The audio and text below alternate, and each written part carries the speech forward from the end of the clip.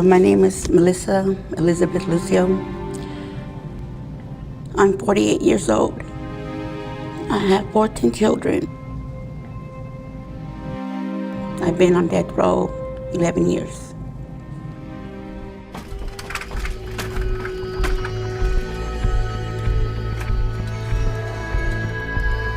There were bruises from head to toe. There were bruises on the face, in the hair, on the chest. This was the worst case of child abuse I had ever seen. Oh my gosh. She fell all the way down. From the first step up there all the way down here.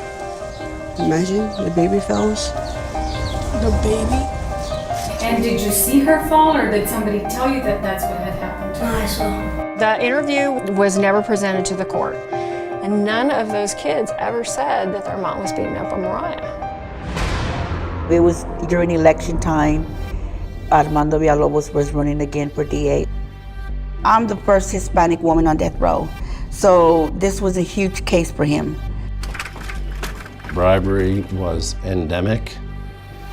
He'd be compensated for favorable treatment in criminal cases. That was a plan, to put her away. My mother, poor, perfect target to help him win his election. She's no criminal, they're the criminals. They're the criminals.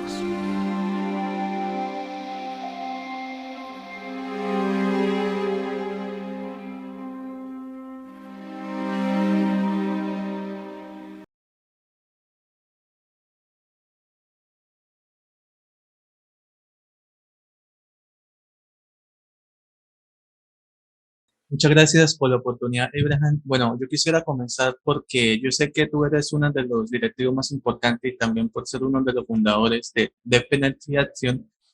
Por cierto, está atrás el logo.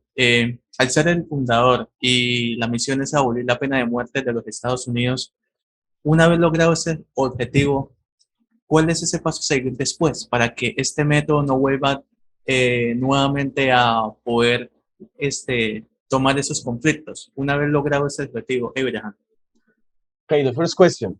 Being the founder of Death Penalty Action and having the mission or abolish the penalty action in the United States, when this objective is achieved, what will be the next step to follow to apply it to avoid that this method, the death penalty, combat no matter the time that pass and no matter what happens? We have a lot of work to do before we will get to where the death penalty is abolished. But it is cases like Melissa Lucio that wake people up to the fact that the government can't be trusted with the power to execute people.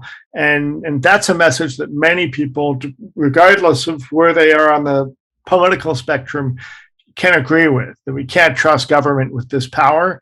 And we're working very hard to abolish the death penalty in the states that still have it. 23 states do not.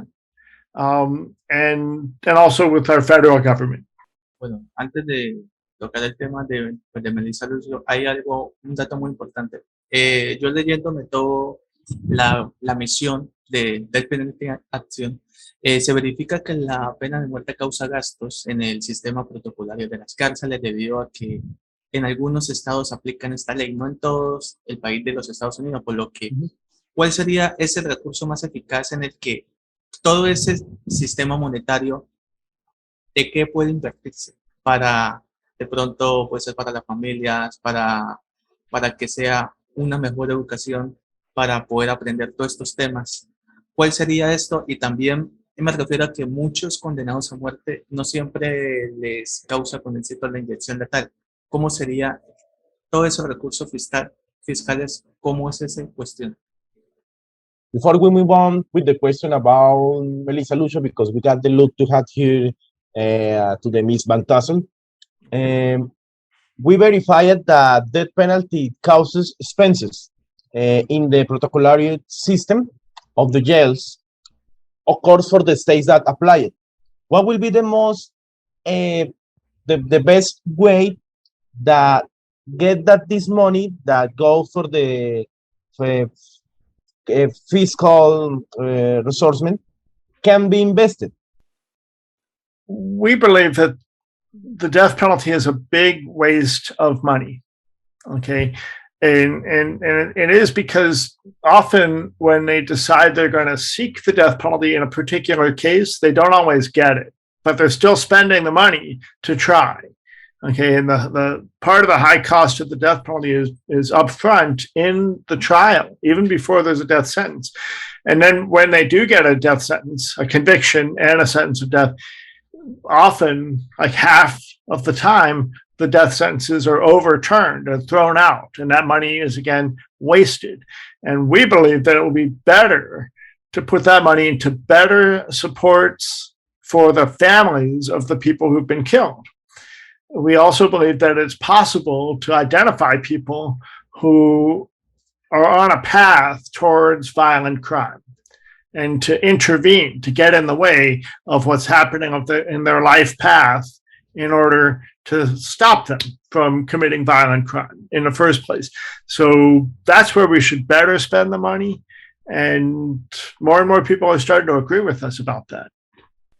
Yo sé que en el Death Penalty Action han podido conocer casi todo el concepto de la pena de muerte en todo Estados Unidos, pero ¿cuáles son los estados en los que ustedes más han podido influir y han podido tener bastante de buenas noticias? Y también ¿cuál es ese estado en el que ustedes más necesidad tienen como que de que o sea, de poder abolir todo ese protocolo? Okay, knowing that you and your team can let the people know about the penalty, what is the state in which you have accomplished more your objective, and also what is the state or the states that need more warning? Well, we have ended the death penalty in New Jersey, New Mexico, Illinois, Connecticut, Maryland, Nebraska, New Hampshire, Colorado, and most recently Virginia. We've done that through changing the law. In Washington State and New York State and Delaware, the Supreme Courts of those states have thrown it out. And then there are 12 states that never had it in recent times, right? That leaves us with 23 states that don't have it. The states in the South are the hardest ones. Virginia was the first of what we would call the former Confederate states, the states that were on the losing side in our Civil War back in the 1860s. Virginia was the first of those states to abolish the death penalty through its law. And the hardest places right now are those states in the South, like Texas, like Oklahoma, Alabama, Georgia, Florida. Those are the states where it's going to be much more difficult, but we're working very hard. Other states that are also what you would call conservative states that are traditionally not, Republicans are in charge, where they're talking about getting rid of the death penalty is Ohio. We think we might be able to abolish the death penalty in Ohio this year. Utah is another of those states. Montana, the conversation is happening. States like that. So, we're on the path. It's going to take some time, but what's happening is people that are Republicans and conservatives are really stepping into leadership on this issue.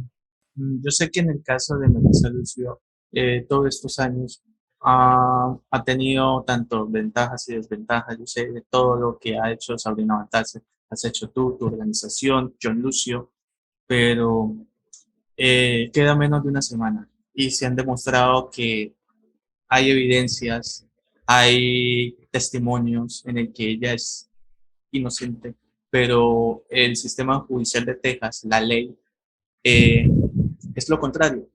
¿Qué ha hecho la ley en estos momentos para que todas esas pruebas que han podido ustedes dar como testimonio se pueda, por ejemplo, revertir el día de su ejecución? ¿Qué es, o sea, qué es el momento punto fuerte exacto en el que va a suceder este día? Entendiendo que es una semana, ¿no? Menos de una semana.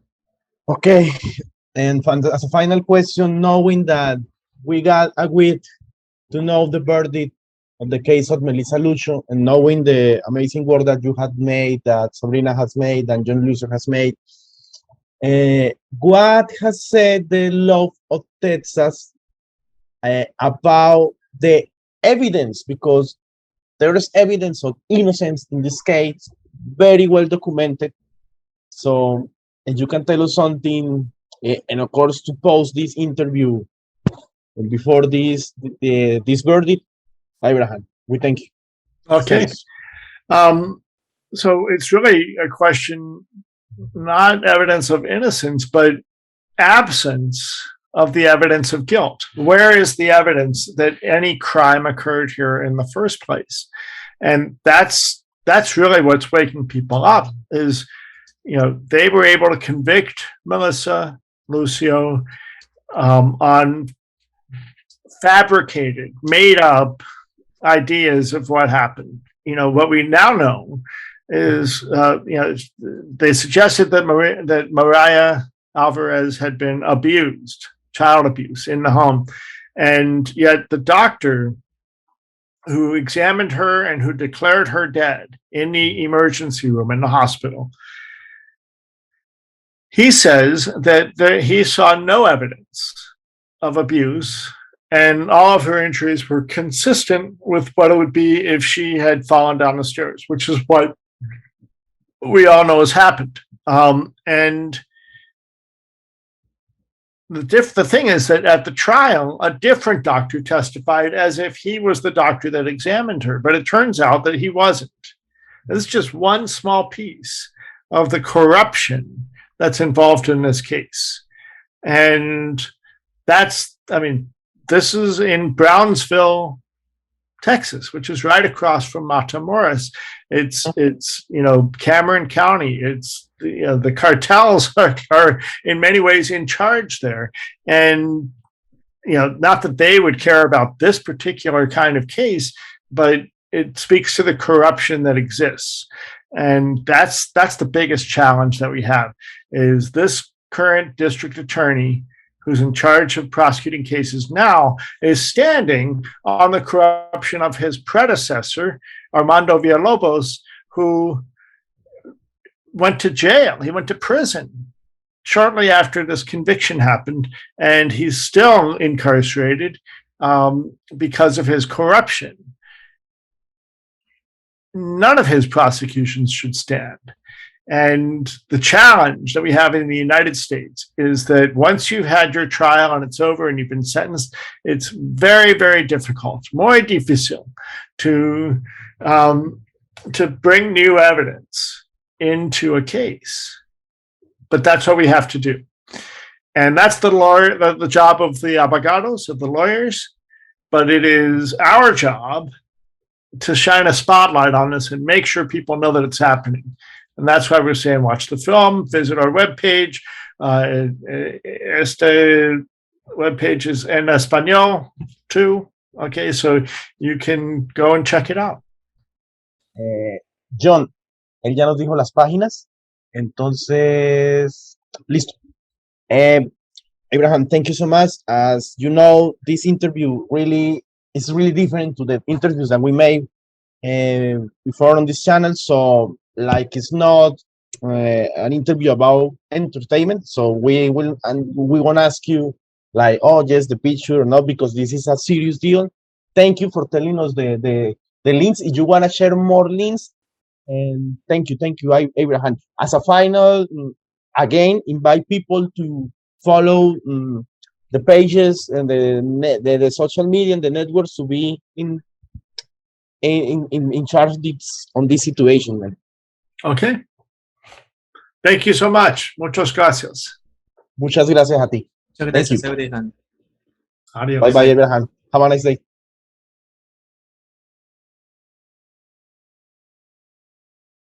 Oh my God.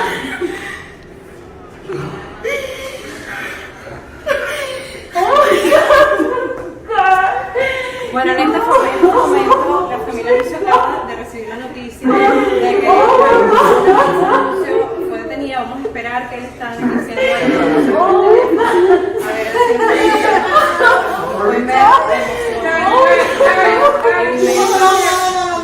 I'm hearing people when you say more. I didn't hear. T-Bone, tell me, T-Bone.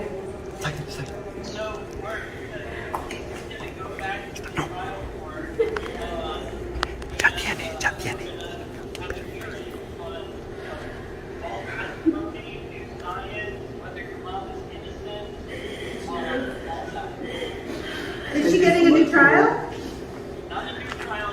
Okay, a hearing to see if she gets a new trial. T-Bone, thank you so much. Are you good to go to prison? T-Bone, are you still at the prison?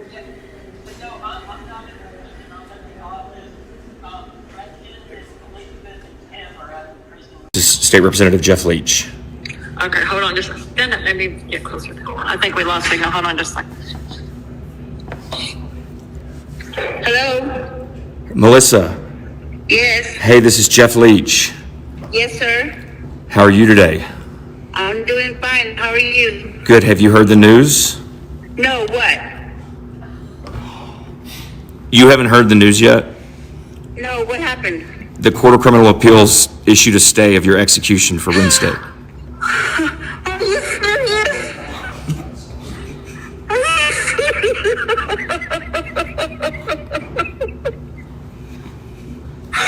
When did this happen? We just got word about 15 minutes ago. Oh my God!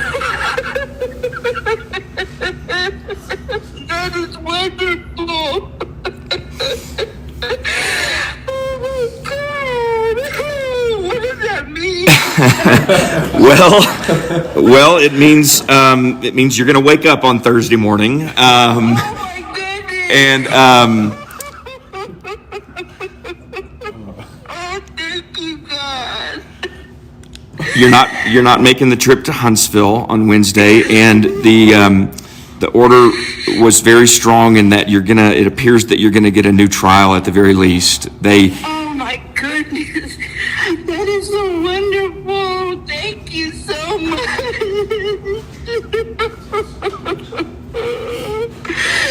That is great. Thank you so much, Mr. Leach. Well, Melissa, I love you to death. There's a lot of really great people who've been working on this on your behalf, and I would say millions who've been praying for you. You know that, and thank you.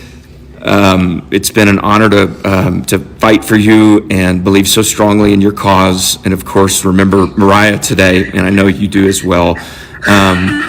But this isn't the end, and we're going to continue to work together to make sure that that the right thing is done, and that hopefully, ultimately, you're free. That's the goal. Thank you. Thank you so much. Thank you. All right, I'm going to come see you soon. Maybe later this week or next week, I'll drop in and come see you.